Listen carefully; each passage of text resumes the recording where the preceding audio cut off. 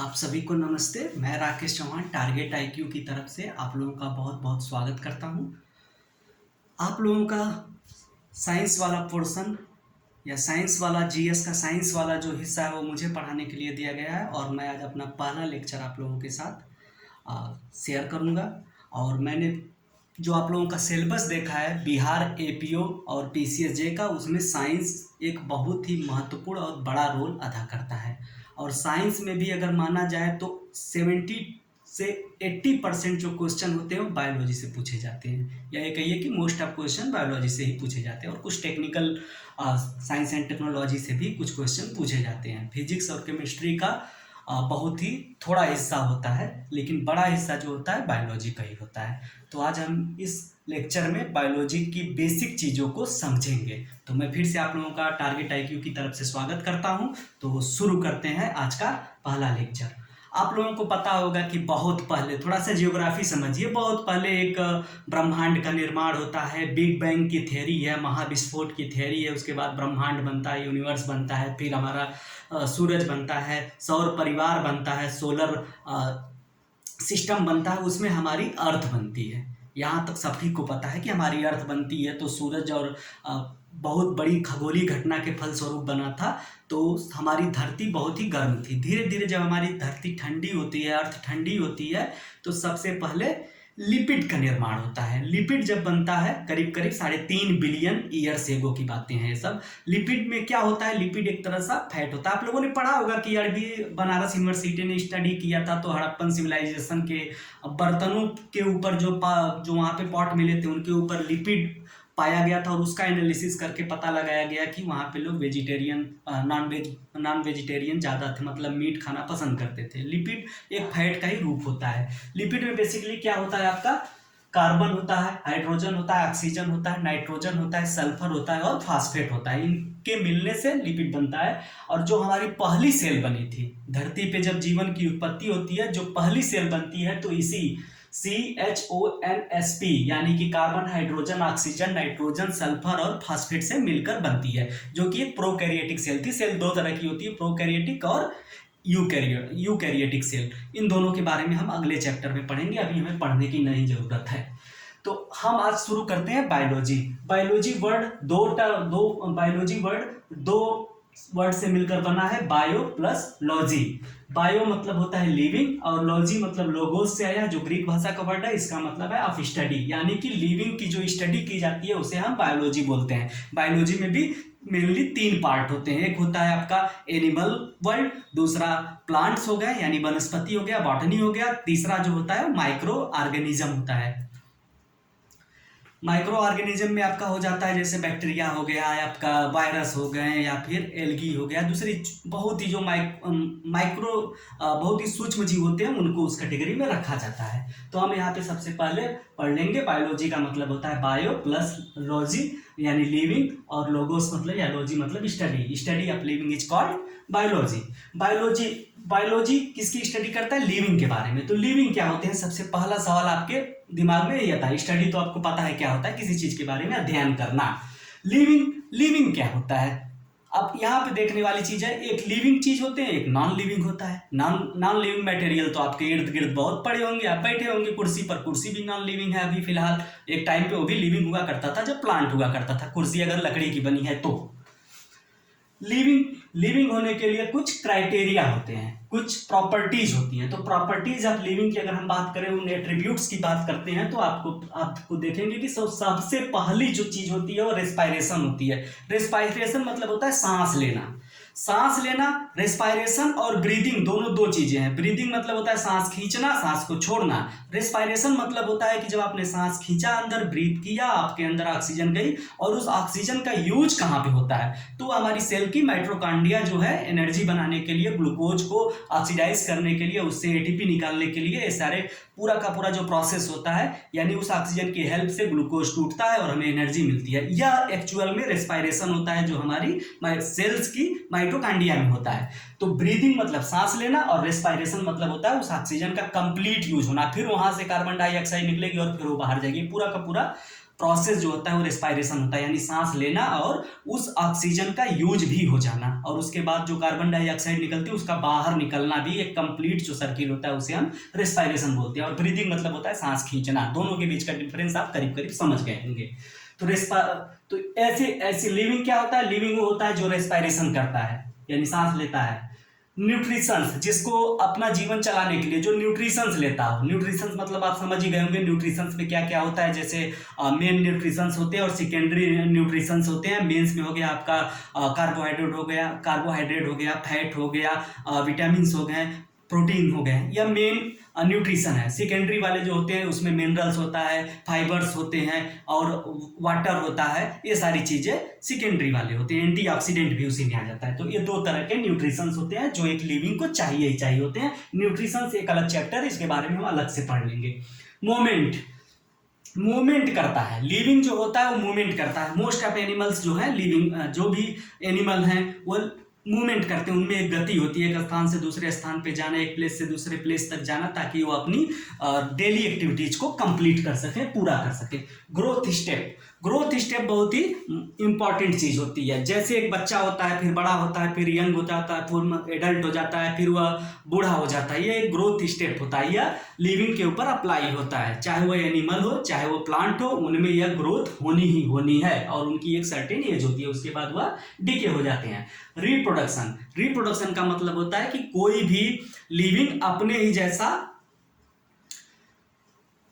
जैसा कोई अब नया लिविंग बना देता है। जैसे कि रिप्रोडक्शन मतलब हो गया अपना पेड़ पौधे जो होते हैं वो सीड्स देते हैं, सीड से अगला पौधा जाता है। एनिमल्स अपने जैसा बेबी प्रोड्यूस करते हैं, वो रिप्रोडक्शन है। कॉन्शसनेस बहुत इंपॉर्टेंट चीज होती है। कॉन्शसनेस का मतलब होता है जैसे पेड़ पौधे हो या फिर हम लोग हो या एनिमल्स हो, उनके अंदर कुछ चीजें होती हैं जो कॉन्शसनेस होती हैं, चेतना जिसे हिंदी में बोलते हैं। जैसे उन्हें डर लगता है, उन्हें इस चीज़ का एहसास होता है कि कोई उनके लिए खतरनाक है कि नहीं है। जैसे छुई मुई का जो पौधा होता है उसे आप टच करेंगे तो बहुत सेंसिटिव होता है। यहाँ पे कॉन्शसनेस मतलब वो रिलीजन वाला कॉन्शसनेस नहीं है। यहाँ पे आप संवेदनशील कितने हैं इन्वायरमेंट के प्रति, आसपास के दूसरे लिविंग के प्रति आप कितने संवेदनशील हैं, सेंसिटिव हैं। 7 सबसे इंपॉर्टेंट पार्ट है मेटाबॉलिज्म क्या होता है, इसको आप समझिएगा, बहुत इंपॉर्टेंट चीज है, क्योंकि इसी पे आगे चलकर आपका पूरा रेस्पायरेशन होगा, पूरा डाइजेशन होगा, पूरा आपका अगले जो चैप्टर हैं हार्मोन्स, एंजाइम, सब इससे रिलेटेड है। तो मेटाबॉलिज्म को आप समझिए। मेटाबॉलिज्म का मतलब होता है कि शरीर की ग्रोथ हो रही है। हमारा शरीर जो है, हमारा बॉडी जो है, या किसी भी एनिमल का बॉडी जो है, बहुत ही सोफिस्टिकेटेड मशीन की तरह बिहेव करती है, और उसमें बहुत सारी क्रियाएं होती रहती हैं, बहुत सारे एक्शन रिएक्शन, केमिकल रिएक्शन ये सब होते रहते हैं। इसी के फलस्वरूप हमारा शरीर बहुत सारे बायोकेमिकल फंक्शंस को कंप्लीट करता है। तो मेटाबॉलिज्म का मतलब होता है हमारी बॉडी में जो भी बायोकेमिकल रिएक्शन होती हैं उन्हें हम मेटाबॉलिज्म कहते हैं। मेटाबॉलिज्म 2 तरीके का होता है, एक होता है एनाबॉलिज्म, एक होता है कैटाबॉलिज्म। एनाबॉलिज्म मतलब होता है ऐड करना, यानी कि छोटे छोटे जो भी मॉलिक्यूल्स हैं वो ऐड होकर एक कॉम्प्लेक्स मॉलिक्यूल बनाते हैं। एनाबॉलिज्म मतलब होता है ऐड करना, छोटे छोटे मॉलिक्यूल का मिलकर एक कॉम्प्लेक्स मॉलिक्यूल बनाना, यानी सिंपल मॉलिक्यूल का मिलकर एक कॉम्प्लेक्स मॉलिक्यूल बनाना ही एनाबॉलिज्म होता है। कैटाबॉलिज्म मतलब काट देना, टुकड़ों में काट देना। कैटाबॉलिज्म मतलब टुकड़े में काट देना, यानी कि एक कॉम्प्लेक्स चीज थी, आपने उसे काट दिया। कैटाबॉलिज्म मतलब काट के छोटा कर दिया, यानी कि एक कॉम्प्लेक्स मॉलिक्यूल को छोटे सिंपल मॉलिक्यूल में बदल देने का जो प्रोसेस होता है वो कैटाबॉलिज्म होता है। तो मेटाबॉलिज्म में 2 तरह के रिएक्शंस होते हैं, एक एनाबॉलिज्म होता है और एक कैटाबॉलिज्म होता है। एनाबॉलिज्म में सिंपल मॉलिक्यूल ऐड होकर एक कॉम्प्लेक्स मॉलिक्यूल बनाते हैं, जैसे प्रोटीन का बनना। जब प्रोटीन बनता है तो उसी से हमारी बॉडी बिल्ड होती है, बनती है, यानी कि प्रोटीन का बनना एक एनाबॉलिक प्रोसेस है, यानी कि छोटे मॉलिक्यूल मिलके 20 तरह के अमीनो एसिड मिलके प्रोटीन बनाते हैं। जान जाइए, कभी कभी पूछ भी लेता है कितने तरह के अमीनो एसिड मिलके प्रोटीन बनाते हैं। तो इससे हमारी बॉडी ग्रोथ होती है। बॉडी का ग्रोथ होना एक कॉम्प्लिकेटेड प्रोसेस होता है, तो यानी कि जटिल है, कॉम्प्लेक्स है यहाँ पे। तो एनाबॉलिज्म मतलब होता है सिंपल मॉलिक्यूल से कॉम्प्लेक्स मॉलिक्यूल का बनना। कैटाबोलिज्म होता है, कैटाबोलिज्म में होता है कॉम्प्लेक्स मॉलिक्यूल का टूटकर सिंगल मॉलिक्यूल या सिंपल मॉलिक्यूल में बदल जाना है। जैसे हम सांस लेते हैं, बहुत सारी गैस हमारे लंग्स में जाती है, लेकिन लास्ट में क्या उसमें ऑक्सीजन अलग हो जाती है। जब रेस्पायरेशन होता है तो वह ऑक्सीजन जाती है। ग्लूकोज जो हम लेते हैं, ग्लूकोज तो जब जो भी हम खाते हैं वह स्टार्च के रूप में लेते हैं, फिर उसका डाइजेशन होता है, डाइजेशन के बाद ग्लूकोज बन जाता है। यानी कि सिंपल सिंपल ग्लूकोज जो होते हैं वह मिलकर पॉलीसेकेराइड कार्बोहाइड्रेट बना देते हैं, फिर वह टूट के फिर इसके बाद मोनोसेकेराइड कार्बोहाइड्रेट यानी ग्लूकोज में बदल जाता है। पॉलीसेकेराइड जैसे स्टार्च हो गया, जैसे हमने आलू खाया वो स्टार्च का एक फॉर्म है। तो जब हमने आलू को खाया तो वो पॉलीसेकेराइड है, बहुत सारे ग्लूकोज मिलके एक कॉम्प्लेक्स कार्बोहाइड्रेट था, लेकिन हमने जब उसे डाइजेस्ट किया तो वो सिंपल ग्लूकोज में बदल जाता है। ग्लूकोज यानी कि आप समझ गए होंगे, डाइजेशन जो प्रोसेस है वह कैटाबोलिज्म है। डाइजेस्ट होकर ग्लूकोज हो गया। रेस्पायरेशन को ले लें, ग्लूकोज है, ग्लूकोज भी बाद में टूट जाएगा। रेस्पायरेशन होगा, ऑक्सीजन जाएगी हमारी बॉडी में, सांस से हम ऑक्सीजन लेंगे, ऑक्सीजन जाएगी, माइटोकॉन्ड्रिया उस ऑक्सीजन का यूज करके ग्लूकोज को भी तोड़ देगा, यानी ग्लूकोज भी टूट रहा है। तो यह क्या हो जाएगा, यह कैटाबोलिज्म है। तो यह सात मेन एट्रीब्यूट्स हैं किसी भी लिविंग के। मेरा ख्याल है आप लोग इसको समझ गए होंगे। Respiration, nutrition, movement, growth state, reproduction, consciousness और मेटाबॉलिज्म। अब बात करते हैं हम लोग बायोलॉजी के ऊपर। बायोलॉजी की बात करेंगे तो आप देख लीजिए यहाँ पे बायोलॉजी वर्ड सबसे पहले किसने यूज किया गया था। कभी कभी सीधे सीधे क्वेश्चन पूछता है। बायोलॉजी वर्ड सबसे पहले लैमार्क और ट्रेविरेनस ने यूज किया था। लैमार्क एंड ट्रेविरेनस ने यूज किया था बायोलॉजी वर्ड। इसके बाद जो पूछता है कि बायोलॉजी और जूलॉजी के फादर कौन है, तो वो अरिस्टोटल है। अरिस्टोटल की बात करेंगे तो ये अरिस्टोटल बहुत सारे सब्जेक्ट के फादर है। इन्होंने बहुत सारी किताबें लिखी हैं, कोई किताब 20 पेज की, कोई 50 पेज की, इस तरह करके सैकड़ों किताबें लिखी हैं और बहुत सारे सब्जेक्ट के फादर माने जाते हैं। जिससे साइकोलॉजी के भी फादर यही माने जाते हैं एंशिएंट टाइम में। मॉडर्न या एप्लीकेबल साइकोलॉजी के फादर अलग हो जाते हैं। फादर ऑफ बॉटनी जो है थियोफ्रेटस को माना जाता है। Father of medical science Hippocrates को माना जाता है। फादर ऑफ सर्जरी, यह भारत के ही थे, सुश्रुत का नाम आप लोगों ने सुना होगा। यह फादर ऑफ सर्जरी थे। मेडिकल साइंस में इन्होंने सर्जरी करने के लिए बहुत सारी किताब लिखी थी, बहुत सारा काम किया था। उनकी किताब का नाम सुश्रुत संहिता है। अरिस्टोटल ने जो बुक लिखी थी, कभी कभी इसके बारे में पूछ लेता है, history of animalia. Animalia Greek भाषा का वर्ड है, इसका मतलब एनिमल से ही होता है। अरिस्टोटल ने सबसे पहले एनिमल्स के फिजियोलॉजी के ऊपर बात किया कि यानी कि उनके शरीर का यानी एनिमल्स के बॉडी का स्ट्रक्चर क्या है, यानी उनके शरीर की संरचना क्या है, इसके बारे में स्टडी किया था अरिस्टोटल ने। तो एनिमल्स की फिजियोलॉजी के बारे में स्टडी किया था अरिस्टोटल ने और उनकी किताब का नाम था the history of animalia. Classification of animal की अगर हम बात करेंगे तो क्लासिफिकेशन ऑफ एनिमल करने का जो सबसे पहली बार जो जिन्होंने किया था वो थे कार्लोस लिनियस थे। इन्होंने सबसे पहले क्लासिफिकेशन किया कि जो यह एनिमल लिविंग का जो वर्ल्ड है इसको हम कैसे डिवाइड करें ताकि इनको स्टडी करने में हमें थोड़ी सुविधा हो, आसानी हो।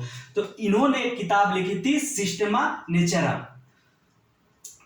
यह ग्रीक भाषा का वर्ड लग रहा है। नेचर का क्या सिस्टम है इसके ऊपर उन्होंने किताब लिखी थी और इसी किताब में उन्होंने डिसाइड किया था कि जो लिविंग वर्ल्ड है इसे हम दो पार्ट में डिवाइड कर सकते हैं, एक एनिमल किंगडम और एक प्लांट किंगडम। और इसी जो इन्होंने क्लासिफिकेशन किया इसी को बोला जाता है टेक्सोनोमी। टेक्सोनोमी का मतलब ये होता है किसी चीज को एकदम क्लियर उसके गुण धर्म एट्रीब्यूट्स प्रॉपर्टी के अकॉर्डिंग अलग अलग ग्रुप में रखना। तो यह कार्लोस लिनियस ने किया था। कार्लोस लिनियस को क्रेडिट जाता है कि इन्होंने बाइनॉमिनल सिस्टम ऑफ नेमिंग दिया, यानी कि टू टर्म नेमिंग सिस्टम दिया। जैसे अगर हम अपनी बात करें तो हम लोगों का जो साइंटिफिक नेम है होमो सैपियंस। होमो सैपियंस का मतलब है कि होमो जो है उसका जेनरिक नाम है और सैपियंस जो है उसकी स्पीसीज का नाम है। ऐसा क्यों किया गया? क्योंकि अगर हम कह दें कि हम ह्यूमन लिखेंगे, ह्यूमन कोई स्टैंडर्ड वर्ड नहीं है। दुनिया की अलग अलग भाषाओं में कहीं पे ह्यूमन बोला जाएगा, कहीं पे आदमी बोला जाता है, कहीं पे मानव बोला जाता है, कहीं मनुष्य बोला जाता है। अलग अलग चाइनीज फ्रेंच दुनिया भर की भाषाएं हैं। तो इन साइंटिस्ट लोगों ने कहा कि जब हमें साइंस पढ़ना है तो ग्लोबली एक ही टर्मिनोलॉजी होनी चाहिए। तो इस बेस पे उन्होंने नेमिंग सिस्टम डेवलप किया। तो नेमिंग सिस्टम किसने डेवलप किया था? कार्लोस लिनियस ने किया था। टू टर्म नेमिंग सिस्टम किसने डेवलप किया था? कार्लोस लिनियस ने किया था। टेक्सोनोमी का पिता किसे कहा जाता है? कार्लोस लिनियस को कहा जाता है। इसके अलावा जो आज की दुनिया में जो सबसे ज्यादा एक्सेप्ट किया गया है कि जो ऑर्गेनिज्म वर्ल्ड है, इसको हम 5 पार्ट में डिवाइड कर देते हैं। यह 5 किंगडम का जो क्लासिफिकेशन किया था वह थे R.H. विटेकर। विटेकर साहब ने कहा कि पूरा का पूरा जो एनिमल, पूरा का पूरा जो लिविंग वर्ल्ड है, ऑर्गेनिज्म वर्ल्ड है, इसको हम 5 पार्ट में डिवाइड कर देंगे, Monera, protista, fungi, plant, animal. तो इस तरह बायोलॉजी का ये बेसिक स्ट्रक्चर है। अब इसके आगे हम पढ़ेंगे न्यूट्रिशंस क्या होते हैं, और अगले टॉपिक में मैं आपको बहुत ही इंपॉर्टेंट चीज दूंगा जिसमें कम से कम बिहार एपीओ या किसी भी एग्जाम में करीब करीब 1-2 क्वेश्चन तो पूछता है, वो है विटामिन और उनके साइंटिफिक नेम। तो आप लोगों को आज का लेक्चर कैसा लगा, इसके बारे में आप अपने विचार जरूर दीजिएगा, लाइक करिएगा, सब्सक्राइब करिएगा और साथ ही साथ कमेंट देना ना भूलिएगा। धन्यवाद।